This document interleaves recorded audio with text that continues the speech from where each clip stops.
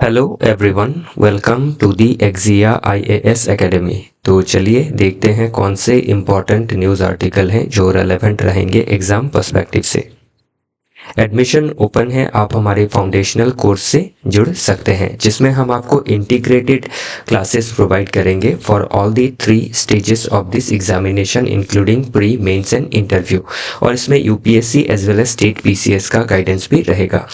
जो भी गाइडेंस रहेंगी एक्सपर्ट एंड एक्सपीरियंस फैकल्टी के द्वारा ही दिया जाएगा। वन ऑन वन मेंटोरशिप के तहत आपको पर्सनलाइज गाइडेंस दी जाएंगी, आपके जितने भी डाउट है उनको कैटर किया जाएगा। कॉम्प्रिहेंसिव स्टडी मटेरियल दिया जाएगा सिलेबस के हिसाब से। रेगुलर टेस्ट सीरीज रहेगा और स्पेशली ये वीकली रहेगा, संडे होगा और उसका जो इवैल्यूएशन है वो आपको क्विक मिल जाएगा। करंट अफेयर्स की भी क्लासेस प्रोवाइड कर दी जाएंगी स्टैटिक पोर्शन के साथ ही।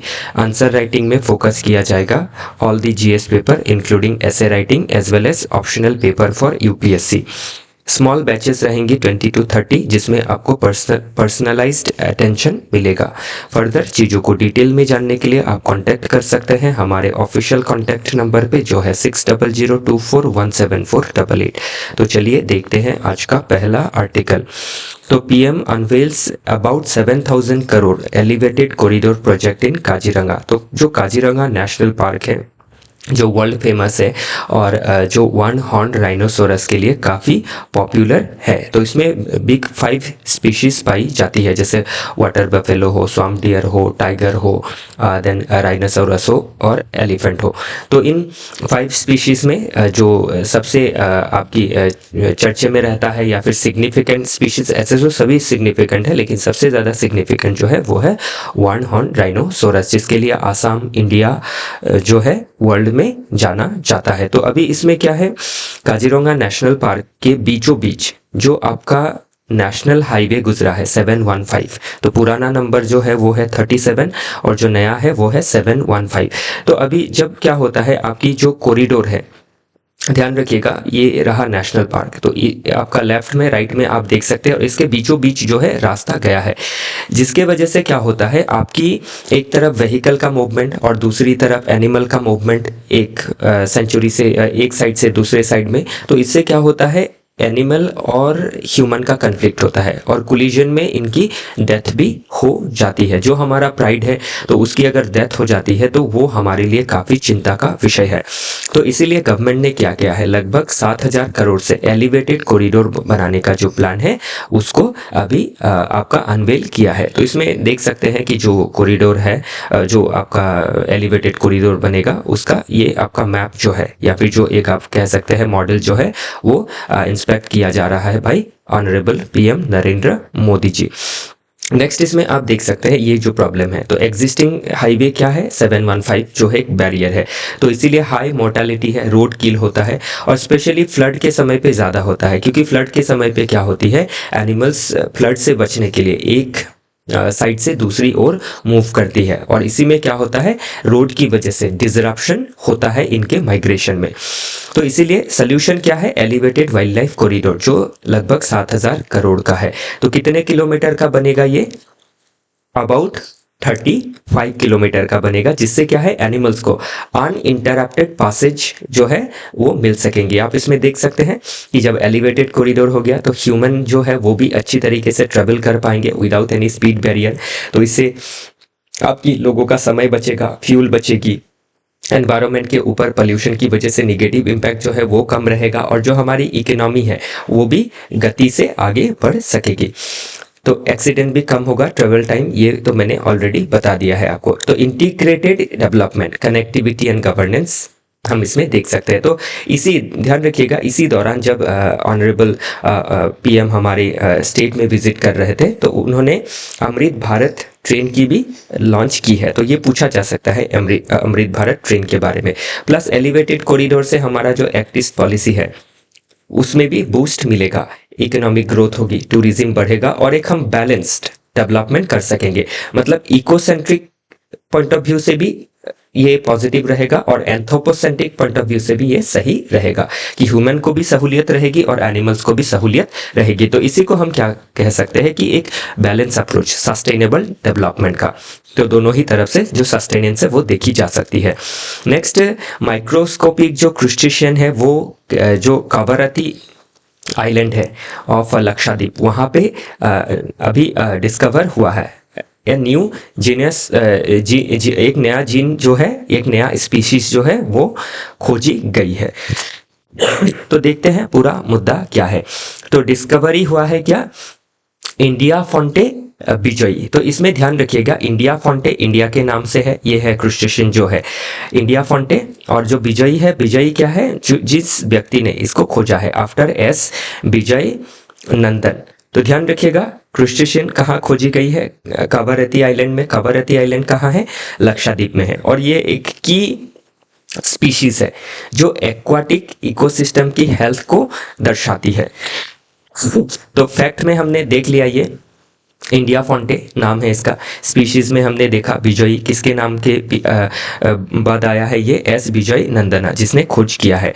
और फैमिली में ये कौन से फैमिली से बिलोंग करता है, सो कोपे पोडा फैमिली से ये बिलोंग करता है। कौन से आइलैंड में है, कावारती लगून सेडिमेंट में मिला है, ध्यान रखिएगा जो सेडिमेंट होती है उसमें ये मिला है। और टाइप इसका क्या है, एकदम जो है मायोफोना है, एकदम छोटा है, एकदम माइक्रोस्कोपिक है। ओके तो अभी इकोलॉजिकल रोल इसका क्या है या फिर सिग्निफिकेंस क्या है, यूपीएससी फोकस अगर देखे तो ये न्यूट्रिएंट साइक्लिंग में मदद करता है। जो डेट्रस होते हैं, जो मरे हुए जीव है, उनको ब्रेक डाउन करके इकोसिस्टम का हेल्थ को अच्छा रखता है। कहाँ पाया जाता है, सेडिमेंट में, ऑलरेडी हमने देखा, और ये एक काफ़ी माइक्रो है वो भी हमने देखा। ये फूड सोर्स है छोटे मछलियों के लिए, फॉर जुवेनाइल फिश। तो जुवेनाइल फिश इसको खा के जिंदा रहते हैं, और इसी से पता चलता है, एक तो ये डेट्रीवोर को ब्रेक डाउन करता है, दूसरा ये जुवेनाइल जो फिश है उनका खाना बनता है, और इसी तरीके से ये एक्वाटिक हेल्थ को मेंटेन रखता है। तो ध्यान रखिएगा, अभी ये जो पर्टिकुलर स्पीसीज है इसको प्रीलिम्स में पूछा जा सकता है, क्योंकि यूपीएससी में क्या होता है, जो आपके फॉरेस्ट सर्विस है उसके लिए भी सेम ही प्रीलिम्स रहता है, तो इसीलिए एनवायरनमेंट के क्वेश्चंस का जो वेटेज होता है वो थोड़ा ज़्यादा होता है, तो इसको हमें ध्यान रखना है। ध्यान रखिएगा, पूछा जा सकता है, ये जो इन्फॉर्मेशन है ये काफ़ी इंपॉर्टेंट रहेगी। तो अभी चैलेंजेस क्या है, एक आपका शॉर्टेजेस ऑफ एक्सपर्ट है इन सभी चीज़ों को खोज करने के लिए, दूसरा इनका हैबिटेट डिस्ट्रक्शन हो रहा है because of climate change and over burden of tourism. फिर एक फंडिंग गैप भी देखी जा सकती है। वे फॉरवर्ड में हम क्या कर सकते हैं, स्कॉलरशिप दे सकते हैं रिसर्च को और आगे बढ़ा सकते हैं, कंजर्वेशन का प्लान बना सकते हैं स्पेशली जो लगून एरियाज है उनमें, ताकि सेडिमेंट्स में जो भी इस तरीके की क्रुस्टेशियंस पाई जाती है उनको हम प्रोटेक्ट रख सके। इसी के साथ हमें डिजिटल आर्काइव भी बनाना है ताकि हम इन डेटास को बेटर प्रिजर्व कर सके और इनमें पॉलिसीज बना सके। आगे देखते हैं next, India invited to join Gaza peace board. तो गाजा के लिए एक आपका बोर्ड ऑफ पीस बनाया गया है, तो इस बोर्ड ऑफ पीस में इंडिया को भी इनवाइट किया गया है। अभी तक तो इंडिया ने इसको इसमें ज्वाइन करने की जो मंशा है वो नहीं जताई है। क्यों नहीं जताई है, क्योंकि इंडिया बिलीव करता है इन मल्टीलैटरलिज्म। तो ये जो है ये मल्टीलैटरलिज्म नहीं है, ये मिनीलैटरलिज्म है, कि ऑलरेडी जब यूनाइटेड नेशंस ऑर्गेनाइजेशन जैसी जो व्यवस्था है उसमें यूएन पीस कीपिंग फोर्सेस है, यूनाइटेड नेशन सिक्योरिटी काउंसिल है, जनरल असेंबली है, तो सभी को मिलके ग्लोबल लेवल का जो प्रॉब्लम है वो सॉल्व किया जाना चाहिए, ना कि कोई पावरफुल देश अपना इकोनॉमिक एंड मिलिट्री क्लॉट को दिखाए। तो इसीलिए हमने अभी तक इसमें ज्वाइन नहीं किया है। New Delhi has yet to respond to the invitation, official says. तो बोर्ड ऑफ पीस में हम अभी इसमें ज्वाइन नहीं करने वाले हैं। अगर हम ज्वाइन करते हैं तो हम ये दर्शा देंगे कि जो मिनीलैटरलिज्म है उसको हम सपोर्ट करते हैं, जबकि हम क्या सपोर्ट करते हैं, यूएन मल्टीलैटरलिज्म को सपोर्ट करते हैं, रूल बेस्ड ऑर्डर को सपोर्ट करते हैं। जो दो आपकी कन्फ्लिक्टिंग नेशन है उनमें दोनों ही नेशंस के रिप्रेजेंटेटिव्स होने चाहिए। तो अभी ये जो बोर्ड ऑफ पीस है इसमें पैलेस्टीनियन की जो रिप्रेजेंटेटिव्स है उनका जो इंक्लूजन है वो काफ़ी संदेहजनक है। तो वैसे अगर होता है तो हम मल्टीलैटरलिज्म को चैलेंज कर रहे हैं, रूल बेस्ड ऑर्डर को चैलेंज कर रहे हैं, यूएन चार्टर को चैलेंज कर रहे हैं। तो जब भी ग्लोबल इश्यूज पूछे जाएंगे in GS paper 2 in IR और इन एथिक्स पेपर और इन ऐसे पेपर। तो उसमें हमें इन सभी चीज़ों को, मल्टीलैटरलिज्म को ध्यान में रखना होगा, रूल बेस्ड ऑर्डर को ध्यान में रखना होगा और UN चार्टर को ध्यान में रखना होगा।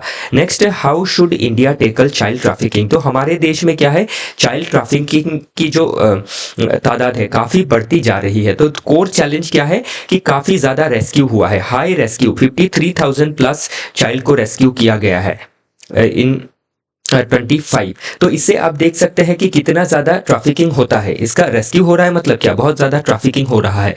और ट्रैफिकिंग के मामले में जो भी FIR दर्ज होती है, जो भी आपके कल्प्रिट्स रहते हैं, उनका कन्विक्शन रेट हमारे देश में काफ़ी कम है। 18 से 22 के बीच में अगर देखें इस ईयर के बीच में, तो 4.8% कन्विक्शन रेट है, मतलब लगभग 95% जो है वो छूट जाते हैं बिकॉज ऑफ वीक चार्जशीट हो या फिर सबूत ना होना, इन सभी चीज़ों की वजह से।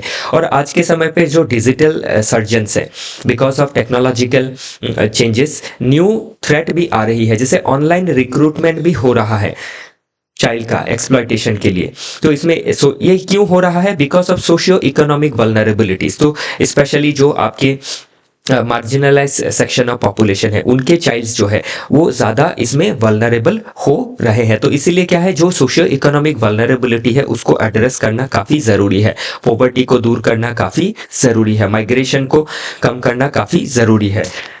देन है the legal and constitutional shield. अगर देखें तो क्या है, article 23 and 24 right against exploitation देता है।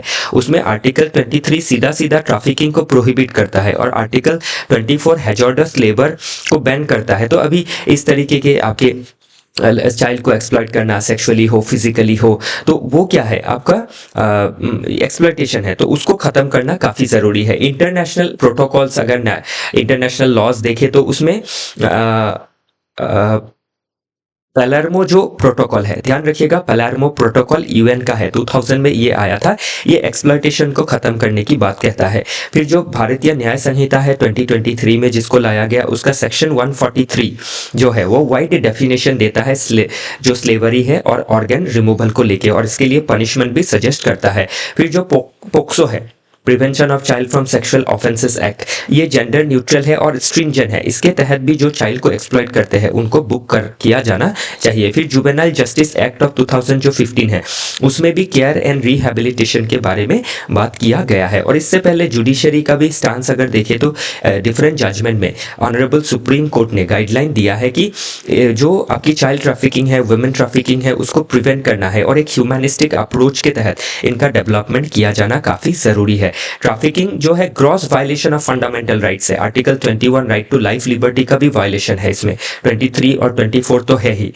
फिर इसमें वे फॉरवर्ड देखें तो हमें क्या करना है, स्ट्रॉन्ग सेंटर स्टेट रिलेशन बनाना है, क्योंकि पुलिस जो है वो एक स्टेट सब्जेक्ट है। इंप्रूव करना है कन्विक्शन रेट को, तो 4% है, इसको 95%, 99%, 100% तक ले जाना है, ताकि सोसाइटी में एक डेटरेंस क्रिएट किया जा सके फॉर दिस क्रिमिनल्स। फिर कॉम्प्रिहेंसिव रिहैबिलिटेशन प्रोग्राम लेना है फॉर चाइल्ड एंड वुमेन। तो इसमें चाइल्ड एंड वुमेन में दोनों को ही बता रहा हूं, तो किसी भी पॉइंट से एंगल से क्वेश्चन पूछे तो ये हमें आंसर करना होगा। और आप जैसे ऑफिसर बनने वाले हैं, कल आप IPS बनते हैं, IAS बनते हैं, या फिर स्टेट PCS में आप ऑफिसर बनते हैं, सिविल या पुलिस में, तो आपको इन्हीं सभी चीज़ों से डील करना होगा। इसीलिए इन चीज़ों में क्वेश्चन पूछा जाता है, तो ये काफ़ी इंपॉर्टेंट है। ओके, आगे बढ़ते हैं नेक्स्ट आर्टिकल की ओर। Can the Chinese government arrest its ageing problem. तो अभी चाइना में अगर देखें तो एजिंग प्रॉब्लम जो है वो दिन ब दिन बढ़ती जा रही है। तो एक समय था चाइना में पॉपुलेशन काफी ज्यादा सर्ज हो रहा था, इसीलिए चाइना ने वन चाइल्ड पॉलिसी ले लिया, स्ट्रिक्टली इसको एनफोर्स किया, और इससे क्या हुआ, आपकी जो चाइल्ड है पॉपुलेशन जो है वो रेस्ट्रिक्ट होने लगी। तो इससे क्या हुआ, जो आपकी जो पॉपुलेशन यंग थी उस समय पे, वो धीरे धीरे एल्डरली होने लगी, और उनको सिर्फ कंपनसेट कौन कर रहा है, वन चाइल्ड कर रहा है। फिर इसको लेके जब चाइना में एक कंसर्न रेज हुआ कि इन फ्यूचर यंग पॉपुलेशन नहीं रहेगा, डेमोग्राफिक डिविडेंड जो है वो कोलैप्स हो जाएंगी, तो चाइना का इकोनॉमी कैसे सस्टेन करेगा। इसीलिए 2016 में इसको रिलैक्स किया गया, 2 चाइल्ड पॉलिसी को लाया गया इन 2016। फिर 3 चाइल्ड पॉलिसी को एनकरेज कर रहे हैं अभी 2021 के बाद से। और इसमें आप देख सकते हैं कि जो चाइना की पॉपुलेशन है वो काफ़ी ज़्यादा एजिंग हो रही है, पॉपुलेशन डिक्लाइन हो रहा है। अभी China no doubt 2 child 3 child policy को इनिशिएट कर रही है, लेकिन क्या होता है ध्यान रखिएगा कि जब हम 1 चाइल्ड पॉलिसी को स्ट्रिक्टली इंप्लीमेंट करते हैं तो उससे लोगों का जो बिहेवियर है, जो पैटर्न है ऑफ रिक्रिएशन, वो भी चेंज हो जाता है और उसको हम क्विकली जो है रिवाइव नहीं कर सकते हैं। तो अभी अगर पॉपुलेशन पिरामिड अगर देखें तो ये प्रोजेक्टेड किया गया है कि 40% जो पॉपुलेशन होगी ओवर 60 साल की होगी बाय 2050। तो नेक्स्ट अभी इसमें देखें तो करेंट पॉलिसी और कोर चैलेंज क्या है, तो गवर्नमेंट इंसेंटिव्स एंड सपोर्ट्स दे रही है, तो ग्रीन एरो में सब्सिडी दे रही है कि आप ज़्यादा से ज़्यादा बच्चे जो है वो पैदा करें, फी वेवियर कर रही है, बेटर पे दे रही है, बर्थ फ्रेंडली कैंपेन चला रही है और डिसइंटेंसिवाइज क्या कर रही है, कॉन्ट्रासेप्टिव्स के ऊपर जो वैल्यू एडेड टैक्स है उसको बढ़ा रही है ताकि कम से कम कॉन्ट्रासेप्टिव्स यूज़ हो, ताकि जो प्रोक्रिएशन है वो बढ़े। और रिटायरमेंट का एज भी बढ़ाया जा रहा है और एक इंट्रूसिव मॉनिटरिंग हो रही है। तो चाइना जैसे कि अभी क्या है, राइट टू प्राइवेसी वगैरह वहाँ पे एक मिथ जैसा है, तो इंट्रूसिव मॉनिटरिंग हो रही है कि जो कपल्स है वो आपके प्रोक्रिएशन कर रहे हैं या नहीं, तो वो चीज़ हम इसमें देख सकते हैं। तो इसीलिए भारत सरकार ने क्या किया है, पॉपुलेशन को हम एक आपका कंपनसेटरी स्टेज में रख रहे हैं कि हमारे दो एटलीस्ट होना चाहिए। तो चाइना ने तो सीधा 1 लिया, हमने 2 चाइल्ड पॉलिसी लिया है। तो 2 चाइल्ड होने से क्या है, हम रिप्लेसमेंट जो है वो कर पाएंगे। ओके और जो पॉपुलेशन है वो क्या ऑब्स्टेकल फेस कर रही है, क्यों आपकी पॉपुलेशन को बढ़ा नहीं रही है, क्योंकि हाई लिविंग कॉस्ट है, फिर हायर अनएम्प्लॉयमेंट है, तो ज़्यादा चाइल्ड पैदा करेंगे तो उससे जो अनएम्प्लॉयमेंट है वो बढ़ेगा। फिर जेंडर गैप भी आप देख सकते हैं कि 30 मिलियन मोर मैन है देन वुमेन। फिर आपका पेंशन फंड वगैरह का इंसॉल्वेंसी है, तो इसीलिए इन फ्यूचर और पॉपुलेशन बढ़ाने का जो दारोमदार है वो पीपल नहीं लेना चाह रही है। और बाकी ये इंपॉर्टेंट रहेगा from all the GS paper. तो इसीलिए क्या करना है, हॉलिस्टिक सपोर्ट देना है, housing, child care, gender equality, technological integration, coercion नहीं करना है। तो ये हम हमारे देश के लिए भी इस आर्टिकल से समझ सकते हैं।